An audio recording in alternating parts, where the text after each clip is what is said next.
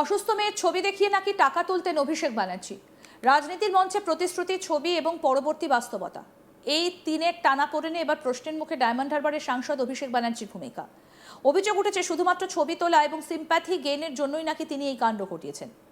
একটা 3.5 বছরের কৃতি মান্নার চিকিৎসা সংক্রান্ত প্রতিশ্রুতি পূরণ করা হয়নি এবং সেই কারণেই পরিবার চরম দুর্দশার মধ্যে দিন কাটাচ্ছে। অসহায় পরিবারকে নিয়ে থানায় গিয়ে অভিষেক ব্যানার্জি সেবাশ্রয় নিয়ে অভিযোগ দায়ের করেছেন বিজেপি নেতা অভিজিৎ দাস ওরফে ববি। আজ তাক বাংলার হাতে এক্সক্লুসিভ রিপোর্ট। ডায়মন্ড হারবারের সেবাশ্রয়ের স্বাস্থ্য শিবিরে চিকিৎসার পরে একরত্তি কন্যার ডান হাত কাঁধ থেকে বাদ দিতে হয়েছে। ডায়মন্ড হারবার পুলিশ জেলা সুপারের কাছে বুধবার লিখিত অভিযোগ করেছে কৃতি মান্নার পরিবার। দক্ষিণ 24 পরগনার বাসিন্দা কৃতি মান্নার পরিজনদের দাবি, তৃণমূল সাংসদ অভিষেক ব্যানার্জি নাকি তার মেয়ের ছবি তোলা এবং সিম্প্যাথি গেইনের জন্যই করেছিলেন। অভিষেক ব্যানার্জি বলেছিলেন তার মেয়ের সমস্ত দায়িত্ব তিনি নেবেন। আমরা অনেকগুলো মাস ওনার পেছনে দৌড়েছিলাম, টাকাই ছিল না। তারপর হাসপাতালে নিয়ে গিয়ে অপারেশন করাতে অনেক দেরি হয়ে গেল, হাতটা পুরোটাই বাদ গিয়েছে। কালীঘাটে তার অফিসে গিয়ে দেখা করতে গিয়ে তাদের নাকি সেখান থেকে দূর দূর করে তাড়িয়ে দেওয়া হয়েছিল। আর অভিষেক যা করেছেন সবটাই প্রচারের জন্য করেছেন। কি বলেছেন কৃতি মান্নার বাবা, শুনবো। উনি যখন বলেছিলেন ওনার জন্যই আজকে আমরা একটা বছর এখানে থেকে গেলাম। এই আরজি করে গিয়ে 2 টাকা করে টিকিট কেটে ও সাধারণ মানুষের মতো লাইন দিয়ে আমি গিয়ে কিন্তু কোনো ডাক্তার দেখেছি। মেয়ের রোগটা কি? মেয়ের রোগ, আমার মেয়ের রোগটা হচ্ছে আর্টেরিও ভিনাস ম্যালফরমেশন, এভিএম। তো এভিএম ওটা হাই ফ্লো, অনেক জটিল ছিল। এবার আস্তে আস্তে ওটা ব্লিডিং হতে পারে। ডাক্তারবাবুরা কিন্তু ফিজিওথেরাপিও বলেছে যদি একবার ব্লিডিং হয় বাচ্চাকে বাঁচানো যাবে, ফিজিওথেরাপি কিন্তু বলেছে। এবার তারপরে আমরা যখন দিল্লি এমসে গেলাম তখন ওর দিল্লি এমসের ট্রিটমেন্টটা শুরু করার পরে যখন তারপর আমার সেবাশ্রয় অভিষেক ব্যানার্জির সাথে যখন দেখা করলাম। কত তারিখে ওটা ছিল 24শে জানুয়ারি 2025। না না, আমরা তো এমনি ক্যাম্পে রাস্তায় ঘুরে বেড়াচ্ছিলাম। এবার ক্যাম্প করেছে সবাই, যেমন ডাক্তার দেখাতে গেছে আমিও ডাক্তার দেখাতে, তো সেই হিসাবেই যাওয়া। তারপর ওখানে ডাক্তারবাবুরা দেখে ওরাই আমাদের সব কিছু কাগজপত্রগুলো নিলেন।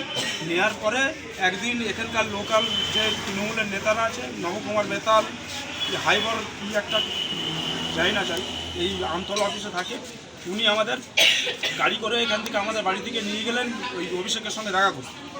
ঠিক আছে, অভিষেকের সঙ্গে যখন দেখা হলো অভিষেক ব্যানার্জি তখন বলছে যে এই বাচ্চার পুরো দায়িত্ব আমার, এর পড়াশোনার দায়িত্ব আমার। তখন বলতে ওই কথা শোনার পরে যখন একটা এমপি এরকম কথা বলছে, ওই কথাটা শোনার পরে তখন আমাদের মনের মধ্যে একটু সাহস হয়েছে যে হ্যাঁ আমরা এবারে আমার বাচ্চাটার কিছু একটা হবে। তারপর যখন এরকম দিন যায়, যখন ওই অফিসে যাই, ওইখান থেকে দেখি না দুর্ব্যবহার শুরু হয়ে যায় আমাদের। কোন অফিস? ওই কালীঘাটের রং দোকানের ওপরে একটা অফিস আছে, ওখানে দুর্ব্যবহার শুরু করে শান্তনু সেন, ওই অয়ন ঘোষ দস্তিদার, এরা দুর্ব্যবহার শুরু করে। একটা সময় এরমও বলে দেয় যান বাচ্চার জন্য কিছু এখানে হবে না, যান চলে যান, এরমও বলেছে ওই শান্তনু সেন। বলছেন আপনারা। তারপর এই দীর্ঘ 1 বছর গেল, তাতে তো মেয়ের তো আজকে জীবনের একটা অঙ্গহানি হলো। হ্যাঁ, তা উনি শুধু, আমি একটুখানি একটা জিনিস আপনাদের বলছি, উনি শুধু এখানে প্রচার করার জন্য আমার বাচ্চাকে নিয়ে গিয়েছিলেন। আমি এইটুখানি পুরো 2 বার ওখানে যাওয়ার পরে বুঝে গেছি উনি শুধু এটাকে মার্কেটিং করার চেষ্টা করেছিলেন। আজকে সেই নিয়ে গিয়ে বিষ্ণুপুর থানায় অভিযোগ করলেন। হ্যাঁ, এখন দেখুন আমাদের জীবনটা তো শেষ হয়ে গেছে, সঙ্গে আমার এই ছোট্ট 3 বছরের মেয়েটার কী অবস্থা দেখুন, পুরো তার গোড়া থেকে আগে হাত লাগানো আমার বাদ দিয়ে, মানে একদম তার জীবনটা আমি পুরো শেষ করে দিই। এবারে যদি তার জন্য দায়ী তাহলে কি? 1 বছর কেন আমাকে আটকালেন? আপনি তো অনেক মানুষ আমার জন্য করেন, তা আপনিও করতেন, আপনি কেন হঠাৎ করে আমাকে কথা দিলেন? এবারে আপনি তো সাধারণ মানুষ না, আপনি তো ডায়মন্ড হারবার লোকসভা কেন্দ্রের একটা এমপি, এবং সেই লোকসভা কেন্দ্রের মধ্যেই আমি থাকি। অতএব আপনি যখন আমাকে একজন এরমভাবে কথা দিলেন তখন আমি কী বুঝবো, একটা সাধারণ মানুষ কী বোঝে? সে একটু এমপি যখন এরমভাবে কথা দিচ্ছে নিশ্চয়ই সে কিছু একটা করার চেষ্টা করছে। কিন্তু উনি আমাদের জন্য, মানে শুধুমাত্র আমাদের এটাকে মার্কেটিং করার জন্য নিয়ে গেছিলেন। আমি 2 বার ওই অফিসে যাওয়ার পরে বুঝে গেছি, যখন শান্তনু সেন, ওই অয়ন ঘোষ দস্তিদার যখন আমাদের কুকুরের মতো ব্যবহার করছে আমাদের সঙ্গে, উনি কি খবর পায়নি আমাদের সঙ্গে কুকুরের মতো ব্যবহার করছে? আর সব থেকে বড় কথা হলো শান্তনু সেন, ডক্টর শান্তনু সেন, ওরা গ্রামের মানুষকে কীভাবে আমি জানি না, কুকুর ছাগল ভাবে গ্রামের মানুষ। তথ্য, প্রমাণ এবং ডকুমেন্ট সহকারে সাংবাদিকদের মুখোমুখি হয়ে বিজেপি নেতা অভিজিৎ দাস জানিয়েছেন, অসুস্থ মেয়ের ছবি দেখিয়ে টাকা তুলতেন অভিষেক ব্যানার্জি। কৃতি মান্নার ছবি তোলা এবং সিম্প্যাথি গেইনের জন্য এইসব করেছিলেন। কি বলছেন বিজেপি নেতা অভিজিৎ দাস ববি, আসুন শুনি এবার। কৃতি মান্না, ওর বাবা চিরঞ্জিত মান্না,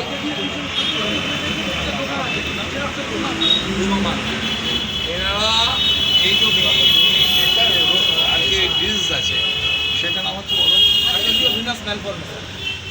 এভিএম এই ডিজিজটা, তাই ওরা এইমসে দেখাচ্ছিল। এইমসে দেখানোর পর এইমসের ট্রিটমেন্ট চলছিল।